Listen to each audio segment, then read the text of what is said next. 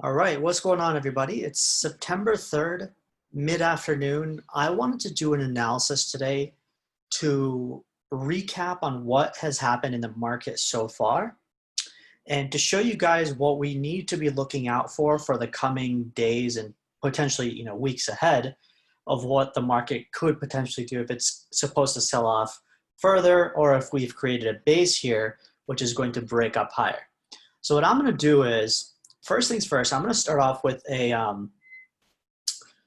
with a clean chart or a relatively clean chart, and we're going to go down into a couple different ways to look at the market. Okay, so first things first, actually, we have to look at the market from this perspective where we had mapped out, right, an area which down here it was all untapped liquidity. Okay, anything between 11,000 flat down to about like 10.8. Okay, obviously in this whole thing up through the entire of August, I was hoping that at some point we'd tap it and then take off, but it seemed like the market had a different strategic approach to coming down to this area. The market came down, after having this key lower high put in, and then dumped straight down. Okay, but the fact of the matter is, right, structurally, we still don't really have a change in trend because what we're doing right now is we're fixed within a range, okay? All we've really done is we've basically tapped this area range low, all right there, as you can see right there. Now, I would have definitely preferred for price to kind of come here and then start moving up and away. That would have been the ideal scenario, okay? But that didn't happen. Right? In fact, what we did was the complete opposite, which was, first day of September, we started bleeding, broke through the September monthly open, found support around the August monthly open, and then just this morning we started to break down. And again, today is September 3rd. So if we turn on the pivots, okay, you could see we were actually hovering right on the S1. Now that we broke down all the way beyond the S2 and found support at the S3, the way I look at price action is something like this, okay? So what I'm gonna do is I'm gonna lay out some markers like, let's actually just do this. Let's just do a general area where price could come back to, okay? So I would probably say this little box between 11,000 and 11,150 or 175, it is very possible that from here, we reverse back into this box. And if we start seeing weakness here and say we start rolling over, well, then I think we're probably going to start breaking down further, okay?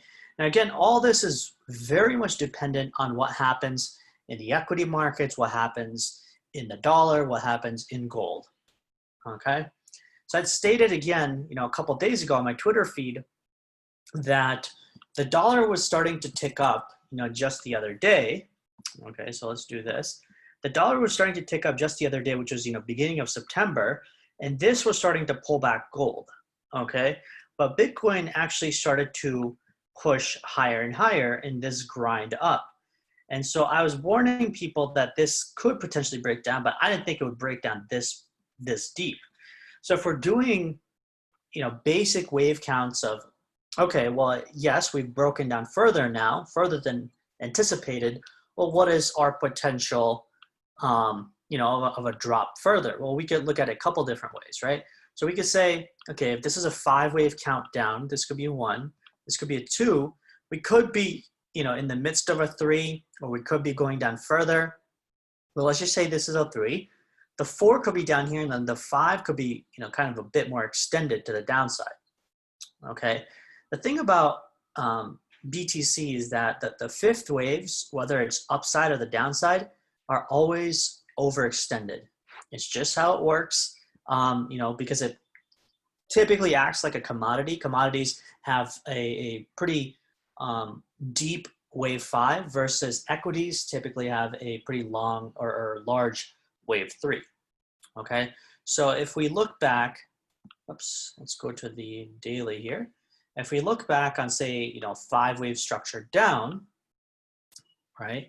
So one could have made the argument that over here, right, we were in a 1, 2, 3, 4, and then a massive 5 wave down.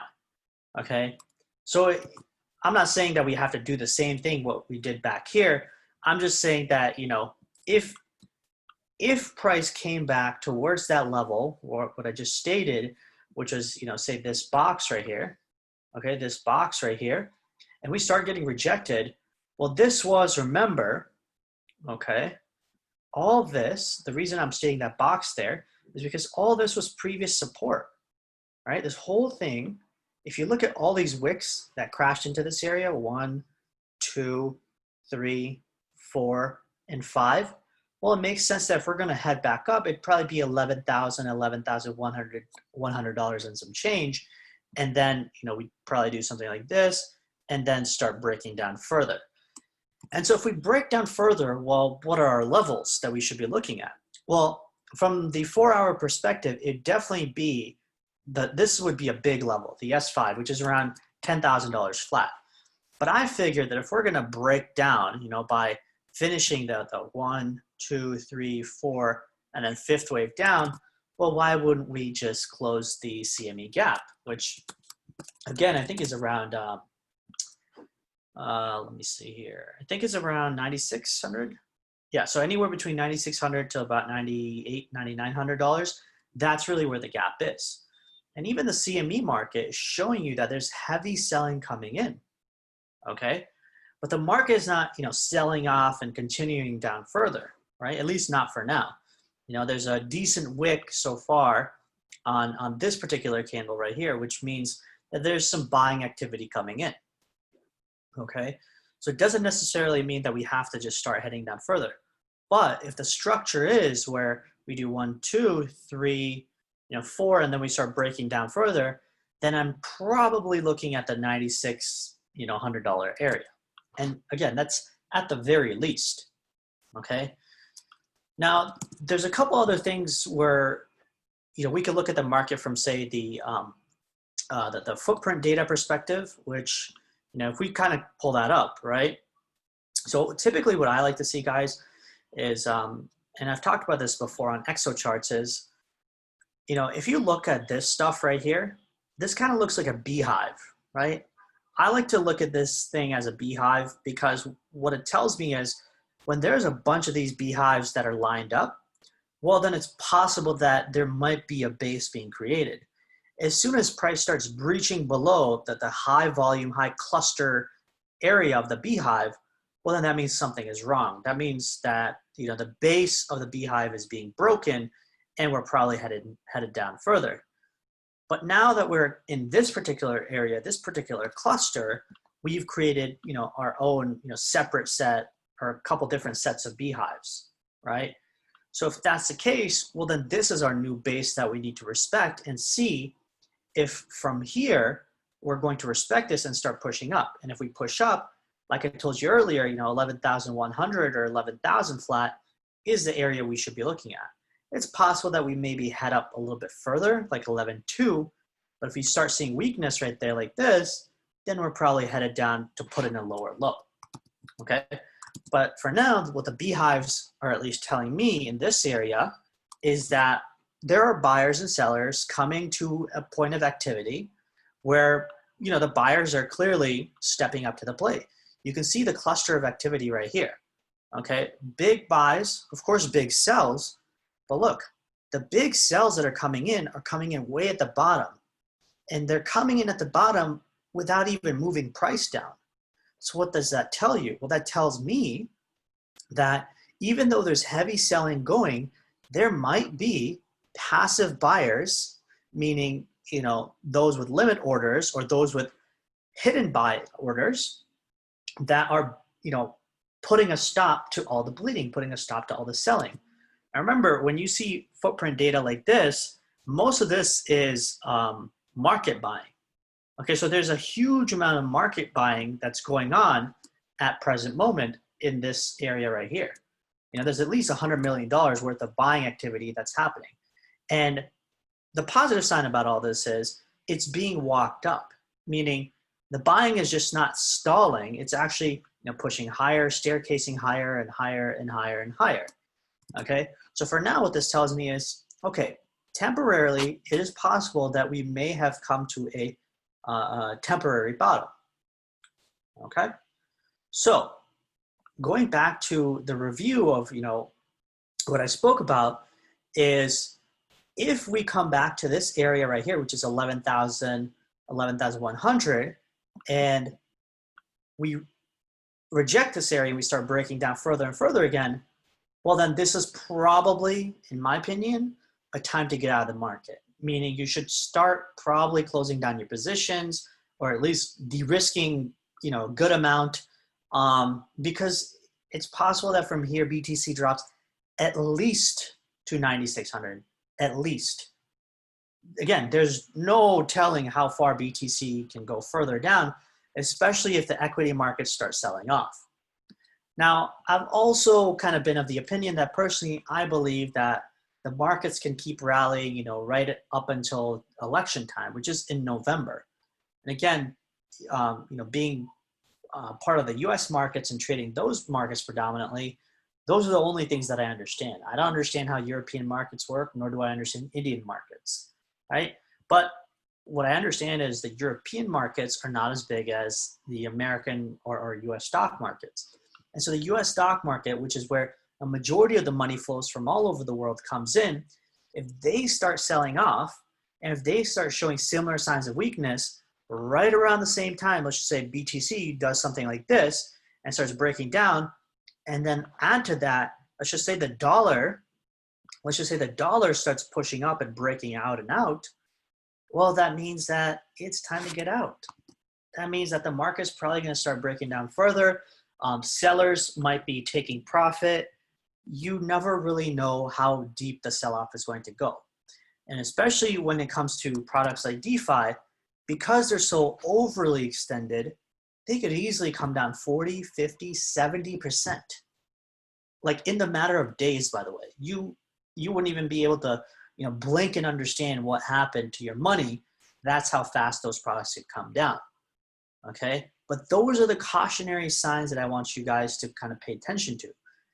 For now, like I said, in this particular structure that we're in, this whole thing, well, for now, I think it's okay. I think, this deep sell-off right here, that's fine, But now we have to see is, if this is, a wave 1, 2, if this is a 3 and a 4, and we're having a deep 5 come in, within that, we actually have technically, if you think about it, an A, B, well, actually, no, this is a third wave, so it has to have 5 waves down.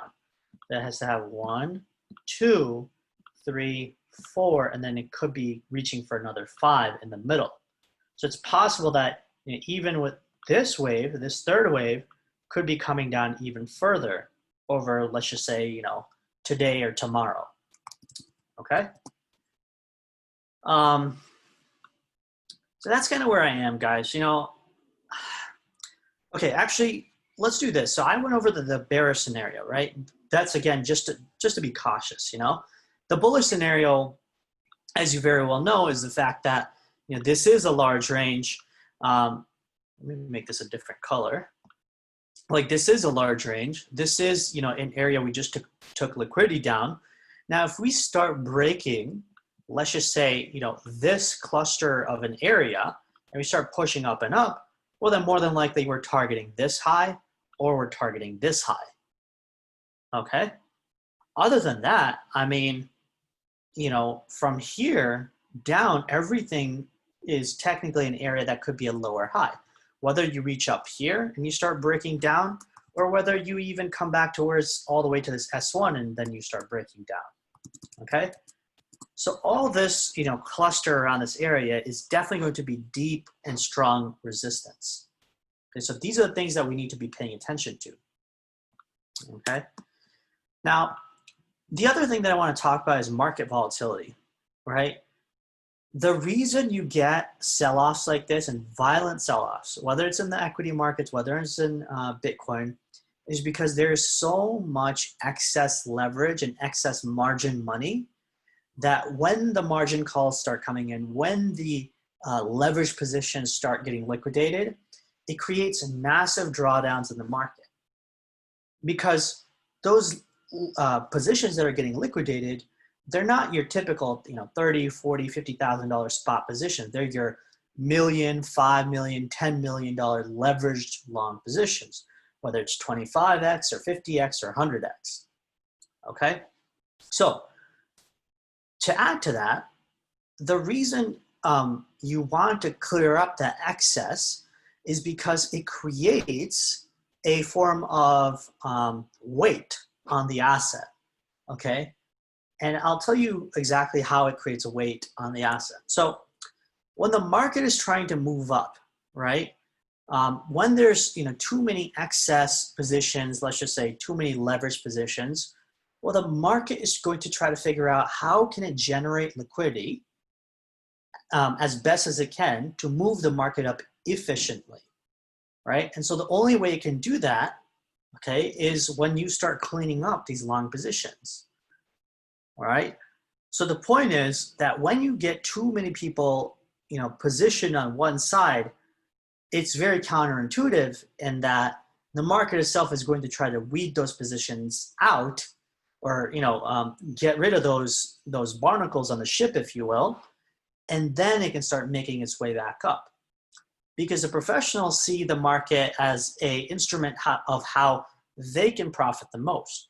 And if there's multi-million, you know, multi-billion dollars worth of money, which is just, again, it's all leverage, right? It's not really real money, okay? It's borrowed money. If they can get those positions out of the market, well, the market is actually easier to move up, right? Because then the professionals can actually make the most amount of money when the market does move up, okay? So in this particular instance, you know, where we are is, this is probably just a cleanup of that excess leverage, right? Whether it's in the crypto market, whether it's in the S&P 500. And remember, the S&P 500, it also operates the same way. They have their own margin calls. They have their own options, you know, futures, derivative contracts that have, you know, excessive longs position.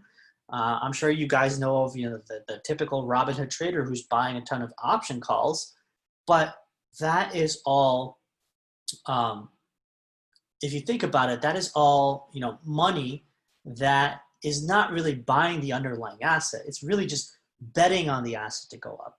And if you're just simply betting on the asset to go up and you don't really have that much at stake in the asset itself, well, it's much easier to kick you out of your position, because all you have to do as a professional is dump a bunch of real asset, and it really flushes out all the leverage positions, all the options by a significant margin. And that's why you get these deep drops, because all a real seller has to do is just trigger a domino effect up here. You know, do a little bit of selling, pull the buys, pull the bids out of the market, meaning, you know, if professionals are helping guide the price up and they're helping support the price up on the way back up, right? All they have to do is not buy here or here or here or here, okay? They just let the dominoes kind of just fall one into the other, and retail is the one that's getting wiped out or getting liquidated or getting margin called. And this is why you see, you know, these big drops occurring really fast, okay? It's the same thing that happens in, you know, crypto or gold or equities, okay? So in my opinion, I think right now the market is just trying to do just that, which is weeding out a bunch of positions. Now, it's also possible that this could very well be the top, okay? We don't really know. We have to assume that at any moment, you know, heavy selling like this could be the top. I think it's okay to assume things like that, because the market is really overextended.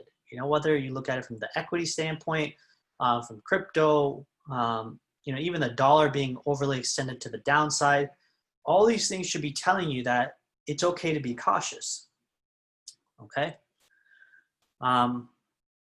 So where we are right now is, you know, we've seen some, you know, heavy selling activity come in, 3% down on an index like the S&P 500, or, you know, the Dow Jones, which is down close to 1,000 points, you know, which is also down like 3 or 4%. This is a lot of selling. This is billions, close to trillion, maybe trillion-ish dollars that has potentially been wiped out of the market, or trillion or billions in losses. Okay, so this is a big deal. No matter what anyone says, when you see a red candle like this, don't automatically assume that we have to get bought up, okay? Just because the trend has been going up so far doesn't mean you should always assume. For now, we can say that the risk to reward for here, buying here, it could be pretty good if you do buy the blood, right? Whether it's buying the DeFi blood, whether it's buying the Bitcoin blood, or like I did, I bought the blood on Apple options because I saw the premiums drop a whole lot. I said, you know what, I'll take a stab at it, okay? But if it breaks down, I'll cut it tomorrow or the day after. I might be down 10, 20%, but that's okay, right? So, look at this market with a hint of speculation, just be cautiously bullish. Don't be blindly bullish, and look out for those scenarios I talked about. And so the bullish case, like I said, if you start crossing above this S1, well, you should be aiming for, the September monthly open, which is around $11,600. If you break above that, you should be looking at this high and possibly even higher highs, okay? So I think where we are right now is, we're finding support at the S1, which is, this is the monthly support, which is the S3 on the weekly time frame, as you can see right there. And then from the daily perspective, we also have the 100 moving average. Okay, let me turn that on real quick. We also have the 100 moving average coming to meet price, right? I mean, it's pretty close. It's not perfect, but it's coming to meet price almost exactly where we are. So all these things kind of tell me that, okay, I think it's possible that Bitcoin could be putting in a potential bottom. Maybe the S&P 500, if other stocks start getting bought back up by, say, today or tomorrow, then it's possible that BTC starts taking up again. But make sure you pay attention to that 11.1, 11.2 area to make sure that we don't get rejected there and we don't start breaking down, because it's very possible that in this area, which is, large head and shoulders, we go up like this and then start breaking down, which would almost be analogous to what happened here right around February or March, okay? So, you have this kind of this kind of movement right here, grind it back up, we broke down further, grind it back up, and then really aggressively sold off. Okay, so look for those key lower highs, in this price action, this price structure, and we'll see how the rest of September goes, okay? Alternatively, on the 5-day time frame, right? I have this chart pulled up here. Let me turn this off. I have this chart pulled up here just for, perspective sake, right? You can see from the 20K high to this lower high to where we are right now, well, we're kind of just hitting that trend line as support. So you could easily make the argument that, okay, well, from the risk to reward standpoint, this would be like a pretty good buying opportunity, where we are right now, which is a retest of this trend line, okay? And I don't think that's a bad argument, to be honest, right? Buying the retest of this trend line is a pretty good risk to reward trade, okay? Now, let's look at this from the monthly perspective. This is where things get a little bit different, okay? So we are coming back again to an area, which was the previous, opening and closing of these monthly candles in June and July in 2019. And we're sitting literally on the previous resistance of that. So what you really want to see is you want to see price start bouncing here, which is exactly where we are, which is, $11,700 and some change, okay? So you definitely want to see price bouncing here, because if it doesn't bounce here, right, it's possible that we head down further towards, these monthly levels, which are anywhere between $9,000 and $9,400, okay? So these are the levels I'm paying attention to. Now, you're probably thinking and looking at this monthly candle, because it looks like crap, to be honest, right? It looks really bad. It looks like a reversal candle, and it looks like we're gonna break down even further. But if we kind of look at this candle from the perspective of having 27 days still left in the month, and the first, we're only 3 days into the month so far, well, anything can happen by the end of the month. We could easily spike back up and put in a higher high as per this swing, or we might, stay flat or maybe even break down further. These are all possibilities. But the point is, don't judge this monthly candle as the definitive way of, this candle closing as is, because there's still 27 days left in the month. Okay.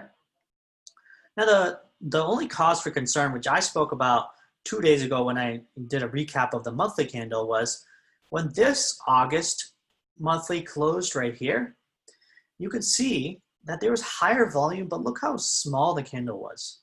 Look how tight the body is. Okay, see, this kind of tells me that there was a lot of absorption happening in this area.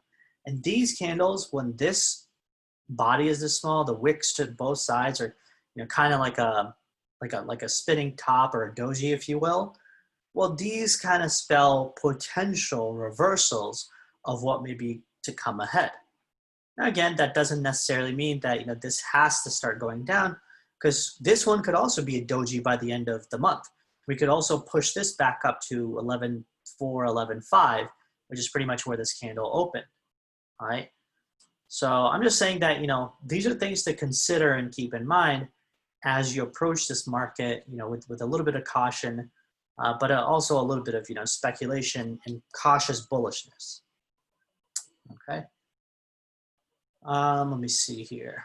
So the other assets that are really holding up, I think, not Link. Link, by the way, I just want to pull this chart up because I stated that I'm buying Link spot at these green levels all the way down. And I still do believe that this level down here is going to hit. I already filled in my order right there. I already filled in my order right there because we whipped both. And so now I'm waiting on this key marker right here, which is around $12.10 or so. All right. So keep that in mind.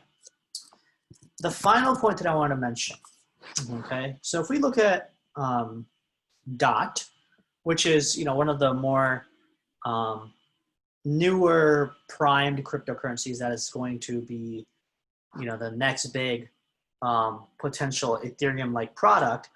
Well, the one thing that I wanted to point out is that if you look at DOT right now, for the most part, okay, it largely seems unfazed with the sell-off of BTC. In fact, it's basically back to the same levels as Bitcoin was even yesterday, when Bitcoin was around 11,500 or 11,600. So what that tells me is, if high-risk assets like DOT are not selling off heavily with BTC, well, it's possible that this may not be a wide-scale sell-off. It might be the fact that DOT, because it doesn't have that much leverage, that much excess, right? Maybe DOT is more so spot positions, and spot is not really selling in DOT. Maybe people are actually buying spot. So if people are buying spot, and DOT is actually kind of ticking up, creating somewhat of a W bottom right here, well, then this tells me that maybe the overall market is not as bleak or as dark as we think. Okay, but again, all that could turn around. Let's just say, Bitcoin, like I said, goes back to this level and then it starts breaking down. Well, DOT is probably going to do the same thing. It's going to go up here and then start rolling over again. Okay, in that case, I would want to be out of a majority of positions anyway. Okay. So for now, I think DOT is kind of signaling to you that, okay, it doesn't seem like everything is selling. It doesn't seem like the whole market is looking to sell everything that it could get on its hands. It looks like, the sell-off is possibly in positions where there might have been excess long positions, excess leverage, et cetera, okay? And the last thing I want to talk about is things like Coinbase or Bitstamp, right? So if we look at Coinbase, right, the one thing that I want to see in Coinbase is on the way back up. On the way back up, what I told you, that 11.1, 11.2 area, you want to see spot exchanges like Coinbase start to rise back up and push up with high volume from the buy side, okay? If you don't see that, if you see weaker volume on the way up, well, that means spot is actually not buying. That means there's possibly a bigger danger to the market, because if spot has not really led the rally back up, or is not willing to sort of, say that, hey, maybe this, sell-off was a bit too premature, or, we don't buy the sell-off, or that kind of notion. And if spot is not pushing up, well, then that means that's another reason for you to be a little bit more concerned, because spot usually should be leading the market in bullish trends. So we'll be keeping an eye on spot, BTC. For now, spot BTC definitely sold off aggressively, as you can see on this big red candle. So the following candle right here, in this current green one that you're seeing, you want to see this thing close as like a doji, maybe even a hammer, something that shows you that absorption is happening in this next candle that we're seeing printing, because that could potentially mean that we get a reversal out of here. And again, just to reiterate one more time, reversal doesn't mean from here we just spike back up. Reversal could mean that we get to see the signs of BTC pushing back up, but once it starts approaching this key area of resistance, how does it act? Does it start breaking down further, or does it, kind of push up right through it? That will be the telling sign of how spot leads the market, of how volume is coming into the market, and if, say, the stock market, Bitcoin, all these other markets are getting bought up. If they're not getting bought up, well, then, we have to reassess. We might have to actually start closing down our positions. Okay, so that's pretty much it, guys. Let me see here. To the downside, I think we already talked about, S2, this area, which is around $9,600. That matches up with the CME gap. Monthly candle we spoke about. I think that's pretty much it. Just remember that we're also rolling out, this indicator. We call it the Shepherd and Trendmaker. This was created by one of our members in the community. Really smart guy, really great gentleman. His name is Harry. We're going to start rolling out this indicator soon, but I know this indicator may not make sense to you, but on this particular area, right, when Bitcoin kind of came up into this candle right here, okay, this was actually telling you that this was a potential sell signal as per this indicator. It's basically like a divergence, if you will, okay, because the price did grind up, but this indicator was effectively telling you that, hey, because this blue line is under this pink sort of ribbon right here, this kind of tells you that we're still sort of sloping down, like this, we're kind of sloping down. It's almost on par with looking at, say the RSI showing you bearish divergence, if you will, okay? But anyway, I'm gonna be making some videos for the coming days ahead for this indicator. I'm excited to roll this out. And I know, Harry has put in a lot of hard work into this indicator, so I'm really happy to work with him and, provide this for our community as a potential indicator that we can launch, okay? That is pretty much it, guys. Thank you so much for watching. I hope this analysis was helpful. I'm gonna load this up on YouTube, just, for our private purposes of viewing, and then maybe by the end of this month, we can come back and see if our predictions of how we looked at the market was right, based on the things that I spoke about today in the video. Let me see. The other thing, final thing I want to talk about, I know I feel like I keep saying that, that's pretty much it, but then I find new things to talk about. So the other thing, last thing I want to talk about is if you look at the OBV right here, OBV really sold off aggressively, okay, as you can see right here. So with this big dump, that means that, buyers are not really coming in. In fact, maybe sellers are actually stepping up.